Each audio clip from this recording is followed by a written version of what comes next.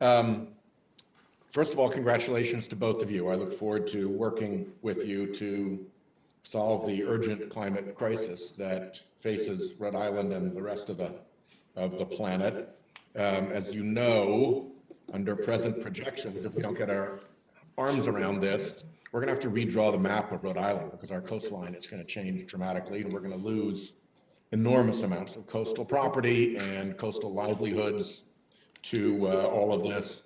And it's a big enough deal that even Freddie Mac is warning about coastal property value crash that cascades through the rest of the economy, a little bit like the 2008 mortgage meltdown. So this to coastal states like mine is deadly serious. And I wanted to ask first, Ms. Mallory, the social cost of carbon has just been revived by the Biden administration, which I'm very happy about. I think CEQ is probably going to oversee updating the number. We went back to the last established number, which I'm glad we did. But we also need to make sure that the number is the most accurate number. And we also need to make sure that the social cost of carbon figures into as many administrative decisions and calculations as possible. Could you comment on where you intend to go at CEQ with social cost of carbon? Sure, Senator. Thank you for that question. As you know, since I am outside of the administration at this point, I haven't been engaged in any of the conversations about the social cost of carbon or the action that the administration took last week. Under the executive order that was issued several weeks ago, it identifies CEQ as a participant on the work group for the social cost of carbon, but the leads are in other organizations, OMB, and I think the Council on Economic Advisor.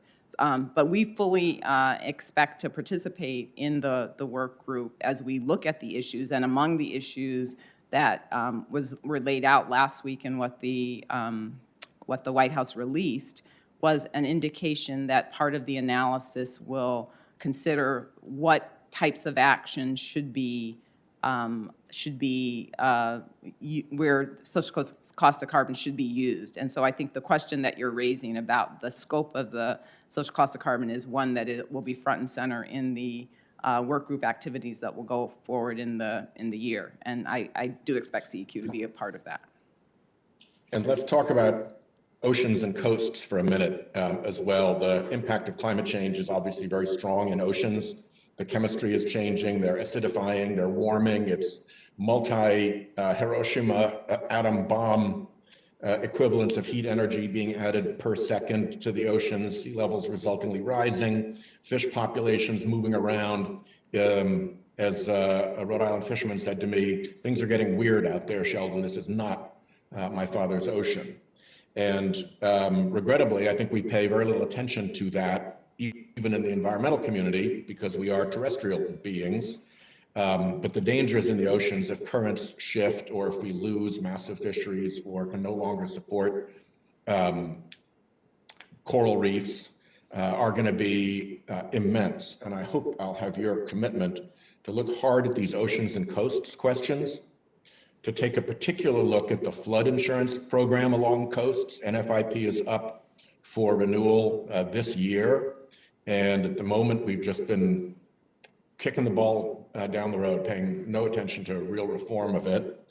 And we also have, and here Dan Sullivan and I have done a lot of good work together, we also have a critical ocean plastics problem that the US can play a big role in fixing. We're headed for a world with more plastic in the oceans than living fish in the oceans. And that's not something that I think we should leave to our grandchildren. So could you comment on the role of oceans at CEQ?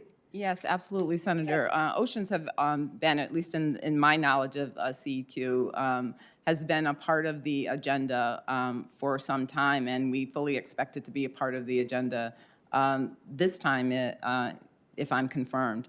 Oceans is an area that we have partnered with the OSTP, the Office of Science and Technology Policy, around those issues, in particular because of all of the changes that you were describing in your opening. in terms of figuring out like what is the path forward. So I fully expect to participate in that process. Chairman, do I have any time left on the clock? I don't have the clock visible on the. Yeah, you're just a few seconds over. If you have a really short question, go ahead. If not, Okay, just, you're over. Ms. McCabe, methane. How much do we know about methane leakage? How much do we need to know? And what are you going to do? Thanks, Senator. This is an issue where there's been continuing research on understanding the levels of methane, where it's coming from, and what we can do to reduce it. Methane is a very powerful climate-forcing pollutant. So I look forward, if confirmed, to working with the scientists at EPA and everywhere to understand this issue just as well as we can. If we don't know what's out there, it's very hard to have sound policy around it. Yeah, thanks, Chairman. I just point out that if you don't know what your methane load is, your methane leakage load, it's hard to assess how good natural gas is as a climate alternative.